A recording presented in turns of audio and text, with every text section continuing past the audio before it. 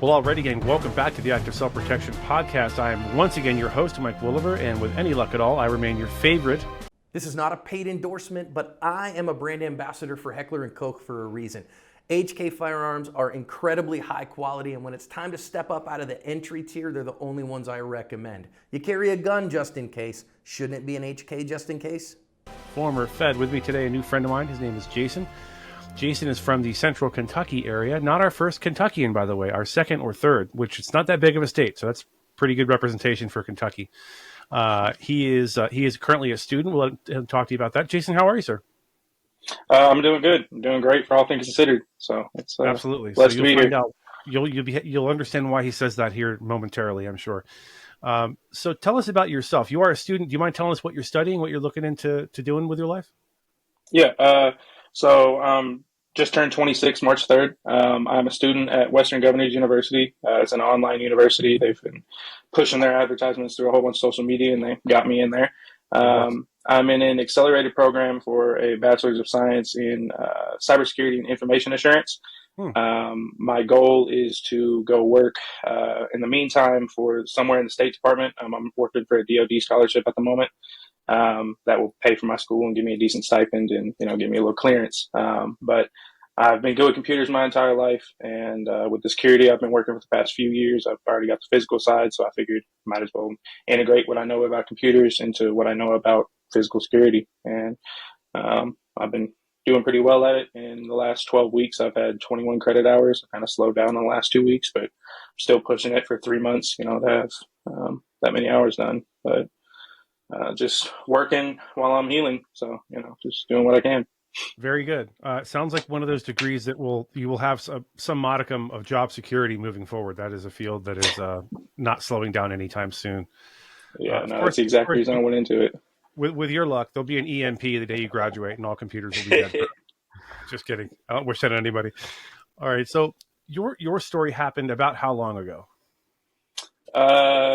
It was October 1st, 2023, so almost 6 months ago. Okay, so that's 6 months ago. So prior to this, were you in security or military, law enforcement, anything like that, or did you have any sort of self-defense background to speak of? Firearms training? No, jiu-jitsu, anything? No law enforcement or military. I got a traumatic brain injury playing high school football and actually completely missed the ASFAB. And since then, every time I've tried to take it, they've wanted a copy of my medical records prior, and it's just kind of been one of those things.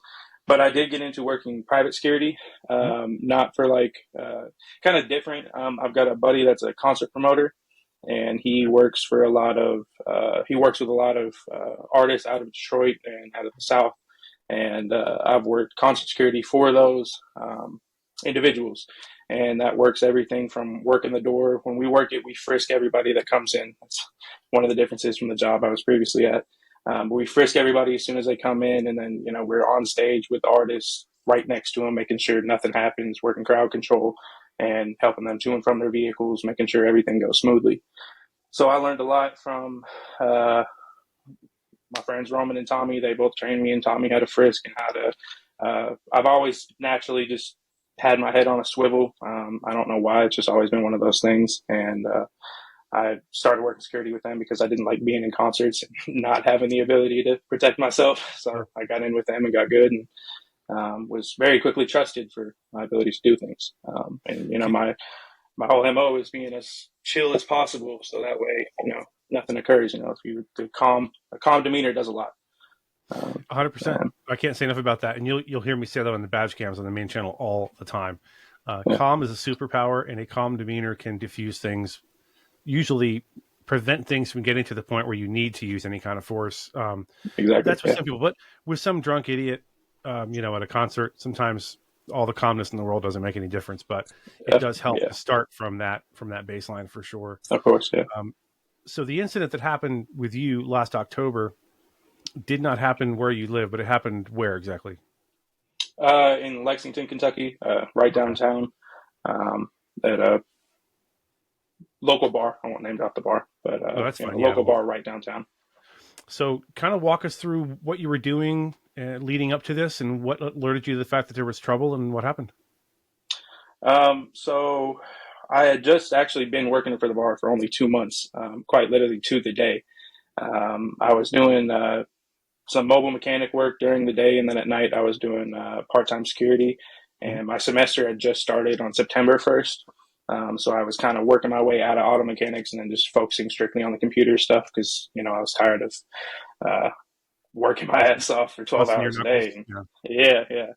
And so I was, working the mobile mechanic stuff and then going to work at night. And that whole week I've been doing mobile mechanic stuff with a buddy of mine. And so I came into work that night. I was already pretty tired. I'd worked a 10-hour shift. And it was a pretty crowded night. It was end of summer.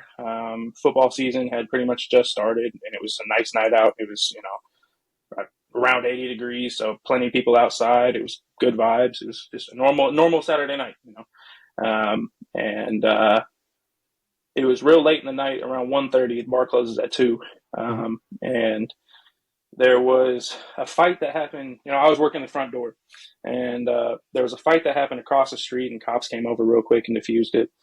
And about 10 minutes later, some of the same individuals were in a fight on our side of the sidewalk. And it happened real quick. I held it open for some women. As I'm in the process of shutting the door, there's a whole Looney Tunes cartoon of 8 or 9 people just all squabbling, just hitting each other, stomping each other, doing whatever. And they rolled into the bar because my hand was on the door, and then they started pushing themselves in and did whatever.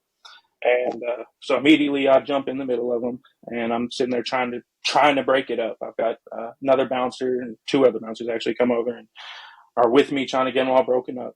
And there's, like I said, probably 8 people all, punching, stomping, kicking, doing whatever.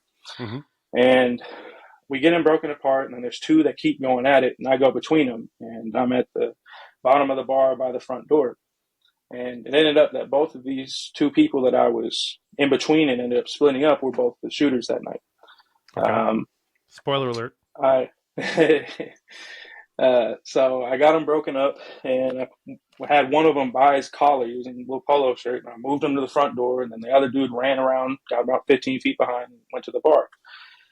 Pushed him to the group, and then my head's on a swivel. I'm just checking because you get a feeling when something's not going to be right, and it still wasn't right after we there is an electricity in the air in a moment like that. I know exactly what you mean. And anyone who's worked a bar knows between 1:30 and 2:30, or any cop who has a bar on their beat will tell you between 1:30 and 2:30 or 3 or so is just the worst time. That's when all the stuff kicks off. People are drunk, no inhibitions, and that's when some guy realizes he's not going to go home with that girl he thought he was going to go home with, and now he's pissed off and looking for a fight. Yeah, and to be fair, I don't even know what started it because, like I said, they rolled into the bar. It wasn't people that were in the bar starting it, so it was just.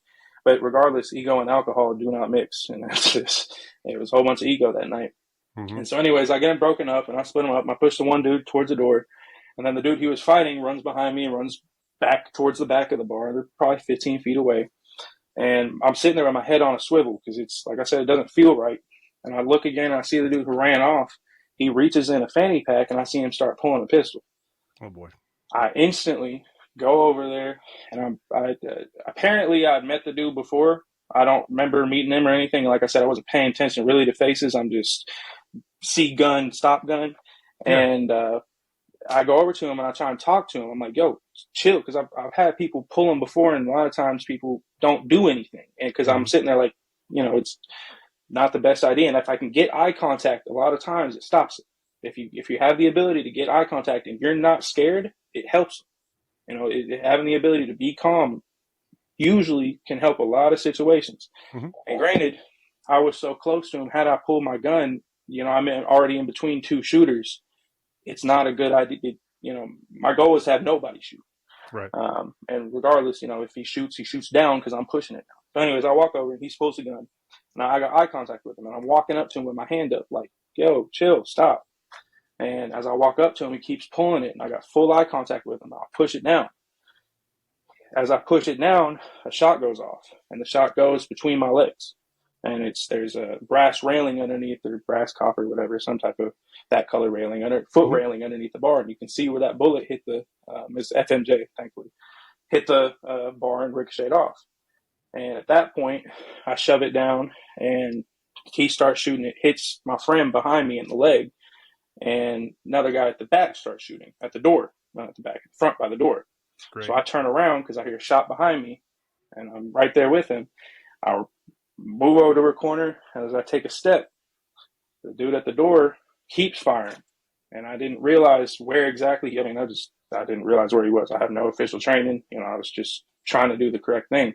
Sure. And he reached in front of another bouncer and shot a lot of shots off really quick. I don't know if he had a switch on it or what, but one of the shots ended up going through me right here underneath my left ear. You kind of see that little white spot right there. Yeah, that's where it went in. Something to remember him by.